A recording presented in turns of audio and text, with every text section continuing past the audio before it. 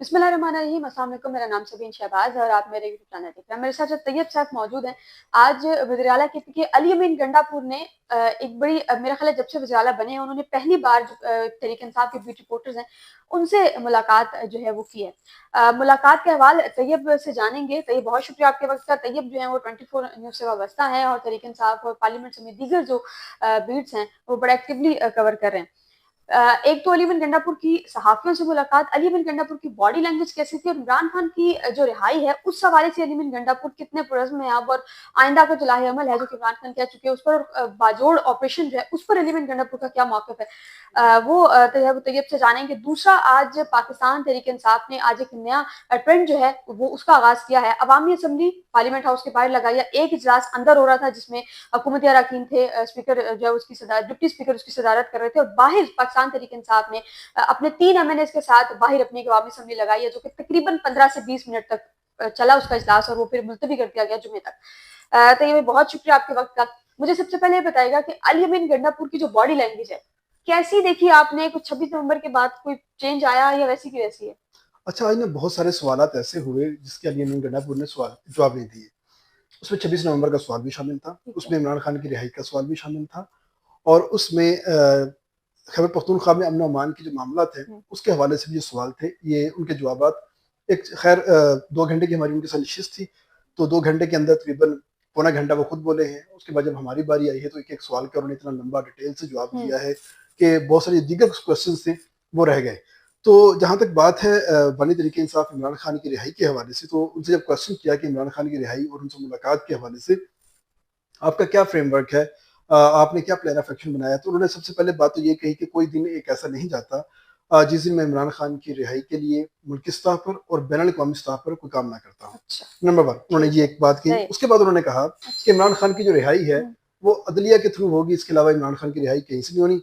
और साथ ही उन्होंने अपने जुमले की एक्सटेंशन दी है आगे से, और कहा है कि पाकिस्तान में अदल का हाल तो आपने देख ही लिया है वो कैसे हो रहा है, हमारी पेशियां जो है नहीं लग रही, तो इसलिए मुझे कोई खास उम्मीद नहीं है अदलिया से। तो ये उन्होंने बात की है, और बात करने के साथ ही जब उनसे कहा है कि खान साहब कब बाहर आ जाएंगे, तो इस सवाल का उन्होंने जवाब नहीं दिया और उसको वेल लेफ्ट करते हुए नेक्स्ट क्वेश्चन की तरफ वो चले गए हैं।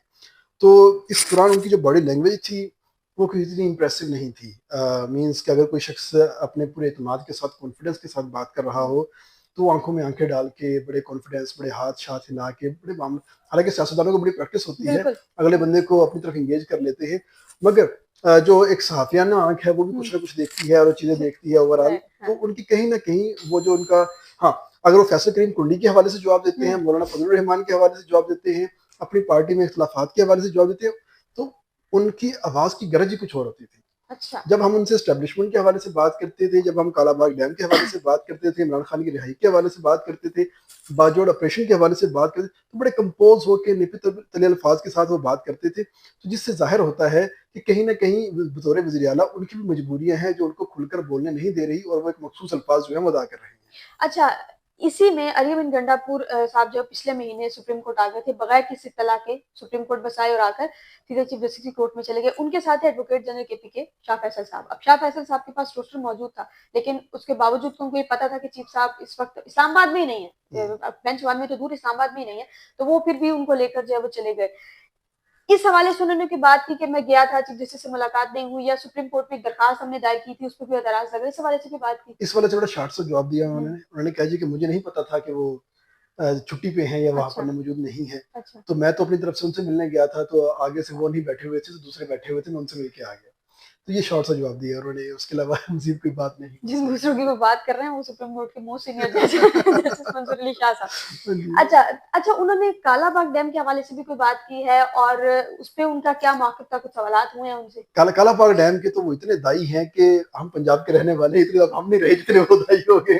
अच्छा। तो कालाबाग डैम को उन्होंने बड़ा सपोर्ट किया है, और इवन उन्होंने बता दिया है कि कालाबाग डैम पे अगर हम मंडा की तरफ डैम को बनाएंगे, उसकी जो झील है उस तरफ बनाएंगे, तो किसी की आबादी को नुकसान नहीं होगा, बल्कि उल्टा खैबर पख्तूनख्वा को फायदा ही होगा। उनका कहना है इससे पंजाब को फायदा होगा, सिंध को फायदा होगा, खैबर पख्तूनख्वा को एक बड़ी जो नहर है, ग्रेविटी कैनाल का नाम उन्होंने दिया है कि क्योंकि वो भाव के मुखालिफ रुख पे होगी, तो उसको ग्रेविटी के पॉइंट ऑफ व्यू से बनाया जाए, तो उसको ग्रेविटी कैनाल का नाम दिया गया है कि जो साउथ एरियाज हैं खैबर पख्तूनख्वा के, जो बारानी एरियाज हैं, उनको वो सैराब करेगी और वहाँ पर जो ज़राअत है उसको प्रमोशन मिलेगी। अच्छा। उसके साथ पंजाब को कुछ पानी मिलेगा और साथ ही साथ सिंध को मिलेगा। तो उनसे क्वेश्चन हुआ कि जब भी कालाबाग डैम की बात होती है तो सबसे पहले सिंध जो है इसके ऊपर अपने तहफ़्फ़ुज़ात का इज़हार हुँ, करता है। हुँ, तो सिंध को आप कैसे राज़ी करेंगे?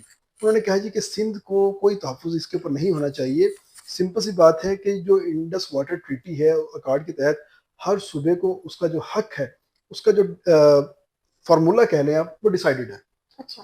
अगर हम सिर्फ इंडस वाटर ट्रीटी को सामने लेके आएंगे, हुँ, उसके ऊपर हम बात करेंगे, जिस सूबे का जितना हक जिस पानी पे बनता होगा हम उसको देंगे और अपना हम काम करेंगे। फिर उनसे क्वेश्चन हुआ कि नौशहरा और स्वाबी जो है आपके वो सबसे ज़्यादा मुतासिर हुँ, होंगे। तो उन्होंने कहा जी कि हमने इसका भी प्लान बनाया हुआ है। नौशहरा सारे का सारा नहीं डूबेगा, अच्छा। स्वाबी नहीं डूबेगा, हम उसको मंडा की तरफ लेके जाएंगे और उसकी झील का जो रुख है उस तरफ कर देंगे। तो ये तमाम तरह एरियाज जो हैं ये हुँ, बच जाएंगे जो ज़्यादा आबादी वाले एरियाज हैं। तो उन्होंने फिर साथ में एक और एग्जांपल दी। उन्होंने कहा जी कि कौन सा दुनिया का डैम ऐसा है जो बना है और वहां से मुकामी आबादी का निखला नहीं हुआ। अच्छा। अगर मंगला डैम बना है तो मुकामी आबादी का निखला हुआ है, तरबेला डैम बना है तो मुकामी आबादी का निखला हुआ है। इवन उन्होंने इंडिया की एग्जांपल दी, उन्होंने पूरी दुनिया के डैम्स की एग्जांपल दी कि जहां जहां क्योंकि डैम एक बहुत बड़ा इंफ्रास्ट्रक्चर होता है, छोटा इंफ्रास्ट्रक्चर नहीं होता। उसकी झील बनती है, उसका स्पिलवेज बनते हैं, उस पर पावर हुँ, जनरेशन ज़ाहिर है। प्लांट्स लगते हैं, वो हाँ, तमाम तर चीजें होती हैं और उसकी फिर पूरी मशीनरी नस्ब होती है। तो उन्होंने कहा जी ये तमाम तर चीज़ें नस्ब होने के लिए उसकी जगह चाहिए होती है और तमाम तर चीज़ें हमें चाहिए होती हैं। तो हमने उसका पूरा प्लान ऑफ एक्शन बना लिया है। इवन उन्होंने बिजली की खपत कहाँ करनी है इसका प्लान भी बनाया हुआ है अच्छा। कि हम कह रहा रोला ये है कि इस टाइम आपको पता है कि पाकिस्तान में लोड शेडिंग नहीं हो रही। हुँ, लोड शेडिंग क्यों नहीं हो रही? क्योंकि हमारे पास बिजली वाफर हुँ, हुँ, है, बिजली हमारे पास वाफर है। तो कह रहा है कि अगर हम वो बिजली बनाएंगे, हम नेशनल ग्रिड को बिजली देंगे, तो नेशनल ग्रिड बिजली देने से इनकार कर रहा है। तो कह रहा है कि हमने अपनी ट्रांसमिशन लाइनें जो है बिछाना स्टार्ट कर दी हैं और हमने अपनी ट्रांसमिशन लाइनें बिछा के उन वो तमाम तरह बिजली जो है वो इंडस्ट्री को देंगे और हम अपने काम से काम रखेंगे और अपना जो हम शेयर है वो लेंगे, पानी लेंगे, अपनी फसलें भी सराब करेंगे, पंजाब करे, सिंध करे। अगर किसी को कोई इशू है इकट्ठे मिलकर बैठ जाए, फैसला कर लेते हैं। लेकिन ये कालाबाग डैम बनना जरूरी है। अच्छा, बाजोड़ ऑपरेशन के हवाले से इमरान खान का मौक़िफ़ तो वाज़िह है, लेकिन अली अमीन का आज क्या मौक़िफ़ सामने आया है? वो बाजोड़ ऑपरेशन पे क्या इमरान खान से इस चीज़ पर मुत्तफ़िक हैं कि इस पे भी इमरान खान के मुखालिफ ही खड़े हैं? नहीं, बाजोड़ ऑपरेशन के हवाले से उन्होंने एज अ केपी के एडमिनिस्ट्रेटर जो है उन्होंने बात की है। उन्होंने कहा कि जब मैंने अपनी ये सीट संभाली एज अ चीफ मिनिस्टर, तो उस सीट संभालने की जो एवरेज थी हमारी एक दिन की, हमारे 1 से 2 जवान फौज के अच्छा। और 1 से 2 जवान हमारे पुलिस के शहीद होते थे। अच्छा। तो कह रहे कि जो हमारे बॉर्डर एरियाज हैं, खासतौर जो अफगानिस्तान के साथ लगते हैं, वहाँ पर जो तालिबानाइजेशन है वो बहुत ज़्यादा हो चुकी है। लोग आते हैं बाकायदा तौर पे, कभी वो ज़्यादा हो जाते हैं, हुँ, कभी कम हो जाते हैं, वो आते जाते रहते हैं, उनका काम चलता रहता है। कह रहे लेकिन बाजोड़ के अंदर उन्होंने बहुत ज़्यादा पनाह ले ली है। ओके। नंबर वन, कह रहा अब वो लोगों को आके तंग करते हैं, उनसे भत्ता अलग से लेते हैं और खाना भी उन्हीं से लेते हैं। अच्छा। कर जिसकी वजह से बाजोड़ में मुकामी सतह के ऊपर हुँ, भी शिकायत बहुत ज़्यादा डेवलप हो गई थी। अब वो लोग हमारे ही मुल्क के अंदर बैठे हैं, हमारे ही जवानों के ऊपर आके वो हमले कर रहे हैं, तो हम खामोश नहीं बैठ सकते। तो फिर जब उनसे क्वेश्चन हुआ कि हमले करना और उनका जवाब देना समथिंग एल्स, आपने तो बाकायदा ऑपरेशन स्टार्ट कर हुँ, दिया। कह रहा है जी अगर कोई 5 बंदे बैठे होंगे तो उसके लिए 10 बंदे जाएंगे, उनको खत्म करके आ जाएंगे। अगर 20 होंगे तो उनके लिए 40 जाएंगे। अगर 100, 150, 200 बंदा वहां पर बैठा हो तो उसके लिए पूरी पलटून ही जाएगी ना। तो इन शॉर्ट कि इमरान खान का ऑर्डर मानने से अली मीर गंडापुर ने मतलब अपने हिसाब से अपने हट अपने के हिसाब से लेकिन उन्होंने बड़ा मैनेज केयर करने की मैनेज कर। कोशिश की है। और उन्होंने कहा जी कि मेरे लिए सबसे पहले जो अपने मुल्क की सिक्योरिटी और खैबर पख्तूनख्वा के अवाम की जो हुँ, सिक्योरिटी है वो सर फहरिस्त है। मैं अच्छा। उनको बचाऊंगा और वहाँ पे कोई नुकसान उनको नहीं होने दूंगा। अगर कोई हम पे हमला करेगा हम उन पे हमला एक डेडलाइन अली अमीन गंडापुर ने दी थी कि 90 दिन में या तो इमरान खान जेल से बाहर होंगे या मैं जो है वो करेंगे। एक उस पे। और दूसरा सवाल इसी के साथ है कि क्या आइंदा का लाहे-अमल अली अमीन गंडापुर ने दिया है कि सितंबर में कोई एहतजाजी तहरीक, कोई धरना, एक जलसे का तो सुनने में आ रहा है कि सितंबर के दूसरे हफ्ते में शायद केपीके में करने जा रहे हैं। पंजाब या फेडरल साइड पर कोई एहतजाज, किसी जलसे का प्लान है? इमरान खान साहब के हवाले से तो अली मीन गंडापुर ने यू टर्न ले लिया है। अच्छा। तो अच्छा। उन्होंने यू टर्न लिया है। तो यू टर्न उन्होंने हमने उनसे पूछा कि आप ये क्या कह रहे हैं। उन्होंने कहा जी कि मेरे बयान को तोड़ मरोड़ कर पेश किया गया, सियाको सबाक से हट कर पेश किया गया। और वीडियो मेरे क्लिप उनका मौजूद है। मैं कह रहा मेरे ये अल्फाज नहीं थे, कह रहा मेरे अल्फाज ये थे हुँ, कि क्या ये मुल्क ऐसे ही चलेगा, अदलिया ऐसे ही चलेगी। वो तमाम तर मलबा उन्होंने अदलिया के ऊपर डाल के उस बात को गोल मोल करके वो राइट। निकल गए और कहा जी कि मैं 90 दिन में इस्तीफा नहीं देने वाला, ना ही मुझसे ये उम्मीद की जाए कि मैं इस्तीफा देने वाला हूँ। तो इसका मतलब है कि इमरान खान साहब भी 90 दिन में रिहा नहीं होने वाले। तो इन शॉर्ट उन्होंने इस बात का जो है जवाब दे कर दिया। दिया। अच्छा। दूसरा जो है आपकी बात के एहतजाज। एहतजाज के हाँ। हवाले से, तो उन्होंने कहा जी एहतजाज के हवाले से हम सिर्फ खान साहब की बात मानते हैं। और खान साहब का जो भी मैसेज होता है मेरे तक पहुंच जाता है, वो बेशक बैरिस्टर सैफ लेके है, उनकी फैमिली का कोई बंदा लेके या हम कोई वकील भिजवाएं, हमारे तक वो जो तमाम तक जवाब है वो आ जाता है।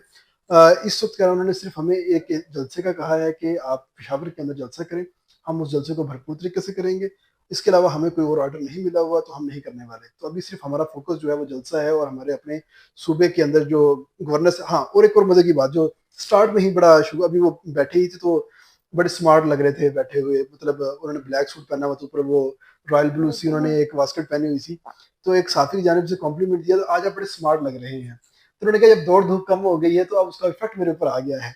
तो अच्छा। अब ये इफेक्ट जो है वो अपने ऊपर शायद बढ़ाना चाह रहे हैं कि मैं जरा हैंडसम ही लगता रहूं, मैं स्मार्ट ही लगता रहूं। वो जो इमरान खान की रिहाई है चले वो होती रहेगी, मैं तो स्मार्ट लग रहा हूं ना, तो शायद इमरान खान से ज्यादा स्मार्ट लगने की कोशिशों में आज। अच्छा, हमें उम्मीद नहीं थी कि अली बिन गंडापुर को टीवी पे आने का इतना शौक है। कल उन्होंने बाकायदा शिकवा किया है कि एक खातून, वो मरीम नवाज को जी जी जी। बेसिकली टॉन्ट कर रहे थे कि एक खातून जो है वो किश्ती में बैठ के जरा सा घूम ले तो पूरा सारा दिन दिखाते रहते हैं आप लोग, और मैं पहाड़ों में जाऊं तो कोई नहीं दिखाता। तो खैर अब अली बिन गंडापुर साहब ने डायरेक्टली, लेकिन इमरान खान के अहकाम पहले भी नहीं मान रहे थे, अब तो खैर मीडिया के हाँ, सामने जो उन्होंने है एक वो अच्छा एक और मना बात, कर दिया। माइनस इमरान खान की बात हुई उनसे कि आपने माइनस इमरान खान की बात की।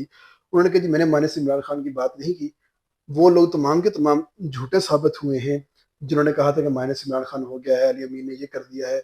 और उन्होंने बड़े ही सख्त अल्फाज के अंदर कहा है कि वो तमाम के तमाम लोग बेशरम हैं जिन्होंने माइनस इमरान खान की बात अच्छा। की। तमाम के तमाम लोग बेशरम हैं, उनको माफी मांगनी चाहिए। अलीमा खान को भी। नाम उन्होंने किसी का नहीं लिया, हाँ। लेकिन उन्होंने कहा जिस जिसने माइनस इमरान खान कहा वो बेशरम है।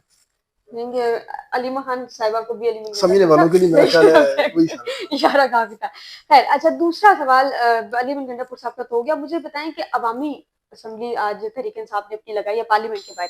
मैं ये बता दूं कि ये तारीख में पहली दफा हो रहा है कि पार्लियामेंट के बाहर अवामी असम्बली जो है वो लगाई जा रही है। मेन गेट तो नहीं था, पार्लियामेंट की हदूद ही हुआ है, लेकिन गेट 1 पर जो है वो अवामी असम्बली लगाई गई है। 3 एमएनए थे उसमें, बैरिस्टर गौहर साहब खुद थे, दो एक जो है वो असद कैसर साहब असद थे, कैसर साहब थे बाकी भी और इकबाल हफीजी साहब थे। और भी आ गए थे बाद में और भी आ गए थे, लेकिन वो 10 से 15 मिनट वो अवामी असम्बली चली है और उसके बाद वो असम्बली खत्म हो गई। असद कैसर साहब, अली बैरिस्टर गौहर साहब ने कहा कि जी रोजाना की बुनियाद पे हमारे पांच दो पांच नहीं 2 एमएनए जो है वो अंदर, अगर हाउस में अगर हमें माइक मिला तो हम जो है वो फिर अपना जो पैगाम है वो देंगे। तभी आप मुझे ये बताएं कि आप तहरीक इंसाफ कवर कर रहे हैं, अवामी असम्बली का इम्पैक्ट आप कैसा देख रहे हैं इमरान खान के अगर इस्टेब्लिशमेंट के साथ मामला सेटल डाउन करवाने के लिए अवामी असम्बली का ट्रेंड जो है ये आप कैसा देख रहे हैं? अच्छा, अभी बदकिस्मती ये कह सकते हैं पार्लियामान के अंदर पाकिस्तान तहरीक इंसाफ नहीं रही। बिल्कुल नहीं रही। पार्लियामान के अंदर अब अगर है तो तहरीक तहफ़्फ़ुज़ आइन है, तो वही लोग जो है अपना फार्मूला लेके आ रहे हैं और चीज़ें कर रहे हैं। और अनफॉर्चुनेटली इमरान खान का भी पाकिस्तान तहरीक इंसाफ की जो मौजूदा लीडरशिप है इसके ऊपर से इत्मीनाद खत्म हो गया है। इसलिए महमूद खान अचकज़ई के ऊपर जिम्मेदारी दी गई है, अल्लामा राजा नासिर अब्बास को जिम्मेदारी दी गई है, और आहिस्ता आहिस्ता पाकिस्तान तहरीक इंसाफ की जो सियासी लीडरशिप है उनको किनारे पे किया जा रहा है और कहा जा रहा है कि तमाम लोग कंप्रोमाइज्ड हैं। तो इस वक्त सूरत हाल ये है कि ये जो अवामी असम्बली लगाई है इसका जो आइडिया है महमूद खान अचकज़ई का था। महमूद खान अचकज़ई खुद नहीं आया, खुद नहीं आया, मेरा ख्याल है ना। महमूद खान अचकज़ई ने ही कहा कि इस्तीफे दे दो कायमा कमेटियों से, तो इस्तीफे दिए गए और खान साहब को पेश की तजवीज़ तो वो मंजूर हो गई। महमूद खान अचकज़ई ने ही कहा कि हम एहतजाज की बजाय आल पार्टी कॉन्फ्रेंसेस करेंगे, तो वो आल पार्टी कॉन्फ्रेंसेस हुई बजाय एहतजाज के। तो ये तमाम तर मामला जो हैं वो हुए। और इस वक्त सूरत हाल ये है कि जो एक मेरी अपनी ऑब्जर्वेशन है, जो मैंने इस सारी सूरत हाल को देखा है, कि खान साहब खुद भी चाहते हैं कि पार्टी की जो मौजूदा लीडरशिप है थोड़ी सी पीछे हो जाए, हम कुछ और लोगों को आगे लेके आए। अगर उसका कोई रिजल्ट अच्छा निकला तो उसका क्रेडिट ले लेंगे, अगर रिजल्ट बुरा निकला कह देंगे कि इन्होंने किया था। ये एक बाहर लग रहा है। और ख़ास तौर पे अब नवंबर आ रहा है और नवंबर में आपको पता है तैनाती होती है। उस तैनाती के हवाले से और चीफ इलेक्शन कमिश्नर के हवाले से भी जो चीज़ें हैं वो अपोजिशन लीडर के साथ मिलकर ही होती बिल्कुल सही होती है, बिल्कुल तो ऐसे। उस चीज़ को मैनेज करने के लिए महमूद खान अचकज़ई को जो है वो आगे करने का फैसला जो है वो किया गया है कि ये एक निस्बतन बेहतर डील कर लेंगे गवर्नमेंट के साथ और चीज़ें कर लेंगे। जहाँ तक आपके सवाल का जवाब था कि इस अवामी असम्बली का कोई फ़ायदा पहुँचेगा या नहीं पहुँचेगा, तो बेसिकली ये टोकन ऑफ प्रोटेस्ट होता है। इक़्तिदार को बताना, हकाम बाला को बताना कि भाई हम तुम्हारी इस पॉलिसी से नाखुश हैं और हम ये अपना एक एहतजाज जो है वो कर रहे हैं। बेशक उनके कान पे जो रेंगे या ना रेंगे, लेकिन एक जो वो कहते तारीफ़ कल्ब हो जाती है, अपना कैथारसिस हो जाता है इंसान का, तो ये उसकी एक कोशिश है। लेकिन जहाँ तक पहले है पीटीआई ने पहले भी वो भूख हड़ताली कैंप बाहर लगाया था, बैठे थे, वो फ्लॉप हो गए उनके बड़े बड़े तरीके के साथ, इवन उनके अपने लोग ही आना बंद हो गए। तो मुझे इसका भी यही लग रहा है कि इसका हाल भी कुछ वैसा ही होना है। लेकिन इस सारे टाइम के अंदर जो मुझे सबसे अच्छा पीटीआई का एहतजाज लगा था, जो वाकई पिंचिंग था गवर्नमेंट के लिए, वो ये था कि जब शहबाज शरीफ साहब ने कहा था कि मैं जापान में गया तो जापान के वज़ीर ओ आज़म ने कहा ओ वो वाला, तो या पीटीआई ने जो ईवान के अंदर वो वाला एहतजाज स्टार्ट किया था ना, सबसे बेहतरीन एहतजाज वो वाला था कि वो करते थे और हुकूमत वालों को बात करने का मौका ही नहीं मिलता था, गले इनके भी बैठ जाते थे लेकिन बोलती उनकी बंद हो जाती थी, इतना शदीद एहतजाज होता था कि वज़ीर आज़म साहब जो है इनकी तरफ पीठ करके बैठ जाते थे, देखना देखा नहीं जाता था उनसे, वो इतना पिंचिंग एहतजाज था। तो इनको इस तरीके का कोई एहतजाज जो है वो लेके आना चाहिए, वो तो खुश होते हैं कि ठीक है ये उठ के बाहर चले गए हैं, हम सुकून से अपनी तकरीरें करेंगे। तो इनको सिस्टम के अंदर रहते हुए, ईवान के अंदर रहते हुए कोई ऐसा एहतजाज करना है कि वो लोग सुकून के साथ अपना कारोबार जो है वो ना चला सकें। अच्छा, लीमा खान साहिबा से आज एक सवाल हुआ अडयाला के बाहर कि आप अवामी असम्बली के हवाले से, तो उन्होंने कहा कि जी हम अपने भाई से मिलने आए हैं, हमारे से आप ये बात ना करें, तो ये ना पूछे। फिर उसके बाद एक दो और सवाल आते उन्होंने उनका जवाब नहीं दिया। दूसरे, इमरान खान की मेडिकल रिपोर्ट आ जाइए, उस पे यह है कि इमरान खान के दांत और कान में थोड़ा सा मसला आया है, बीपी उनका ठीक है, लो नहीं है, हाई नहीं है, लेकिन बिल्कुल नॉर्मल बीपी है, और साथ साथ इमरान खान का जो पल्स रेट है वो थोड़ा सा कम आया है, जो मेरी एक दो लोगों से बात हुई थोड़ा सा कम है, इस एज में इतना होता नहीं है। तो बहरहाल इमरान खान को कल किसी से मेरी बात हो रही थी, तो वो ये चीज कह रहे थे कि इमरान खान की मेडिकल रिपोर्ट इस तरह से लाना और मेडिकल बोर्ड्स का अब अडयाला जो है वो वीकली बेसिस पर जाना, ये ये हमें एक हवा दे रहा है, एक हमें इशारा दे रहा है कि जो पहले जो है वो नवाज शरीफ के केस में या दीगर जो केसेस रहे हैं पुराने हाई प्रोफाइल, उनमें जो कुछ हुआ है शायद कि वो इस चीज जो है सेम अब इमरान खान के केस में भी जो है वो हो रही है, लेकिन अभी तक इम्कान आपको कुछ नजर आ रहे हैं पार्टी नहीं, के ऐसी अंदर? ऐसी कोई इम्कान नजर नहीं आ रहे हैं। लकीली आज कुछ लोगों से जैसे ये मामला आया तो मेरी बात हुई, तो जो 3 डॉक्टर्स हैं जिन्होंने पिम्स के जिन्होंने इनका चेकअप किया है, उन्होंने बड़े ही ब्रीफली अल्फाज में कहा है कि जैसी इस रिपोर्ट को बना के पेश किया गया है ऐसा कुछ भी नहीं है। कह रहे खान साहब की तरफ से शिकायत आई थी कि मेरे दांत में दर्द है, तो कह रहे ये 3 दिन पहले की शिकायत है। उन्होंने जब रिपोर्ट की उससे पहले वो पैरासिटामोल खा चुके थे तो उनका दांत का दर्द रफा हो खत्म हो चुका गया था, था। तो मतलब दांत की इससे तो उनको कोई तकलीफ नहीं है। कह रहा दूसरी उन्होंने कहा था कि मेरे कान में दर्द है, कह रहा जब उसका मुआयना हुआ तो कान के अंदर जो दर्द था वो वैक्स की वजह से था। अच्छा। तो कह रहा वैक्स जो है वो सेहतमंदी की अलामत है, कभी समटाइम थोड़ा बहुत इरिटेट कर जाती है, तो जिसकी वजह से उनका एक्स प्राइम मिनिस्टर हैं तो जरा प्रोटोकॉल थोड़ा ज्यादा होता है, चीजें ज्यादा होती है, तो चेकअप हो गया उनका, वरना आम लोगों के कान में वैक्स होती है फिर टेंशन ही नहीं लेते। तो कह रहा है कि अब हमने उनको ये तो नहीं कहा कि हम वैक्स रिमूव कर देते हैं, तो हमने उनको कहा कि आपको फिक्र करने की जरूरत नहीं है, ये रूटीन एक मैटर है, ये ठीक हो जाएगा, तो आप परेशान ना हो। तो ओवरऑल ये चीजें अभी तक खान साहब की सेहत के हवाले से जो सबसे बड़ा मामला है, बेशक वो शौकत खानम के डॉक्टर्स आए हैं, उन्होंने भी आके कहा है, जो उनके वकला मिलने जाते हैं, उनकी फैमिली मिलने जाती है, उन तमाम लोगों ने यही कहा है कि खान साहब की सेहत जो है कम अज कम अंदर कोई वो नहीं है। इवन के खान साहब बड़े पंप अप होके मिलते हैं, जब वो कोर्ट में आते हैं तो उन्होंने एक्सरसाइज की होती है, साइकिलिंग की होती है, बड़े वो ऐसे पसीने से शराबूर होके आ रहे होते हैं। तो इस एज के अंदर अगर कोई बंदा इतनी एक्टिविटी कर रहा है तो मेरा ख्याल है मुझसे तो बेहतर ही है। तो मैं तो इस एज में भी जो है इतनी साइकिलिंग और इतनी पंपिंग नहीं कर सकते जो इस एज में कर रहे हैं। तो खान साहब की सेहत के हवाले से मेरा ख्याल है कि तमाम तरह की आसाराइयाँ हैं और बेहतर है चीज़ें। और जो उनके डॉक्टर्स हैं उन्होंने यही कहा है, जो प्रिम्स के डॉक्टर्स गए थे उन्होंने यही कहा है कि अदर देन सरकार, हमारा ये पर्सनल वो है कि इससे कोई इशू नहीं है खान साहब की सेहत के हवाले से, माशाल्लाह ही इज फिट।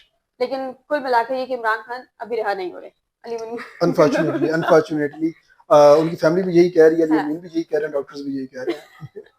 खैर, तो नाज़रीन आपने सुनी अली बिन गंडापुर साहब की आज बॉडी लैंग्वेज क्या थी, और आइंदा का जो लाइमल है वो भी उन्होंने उन्होंने ना बताते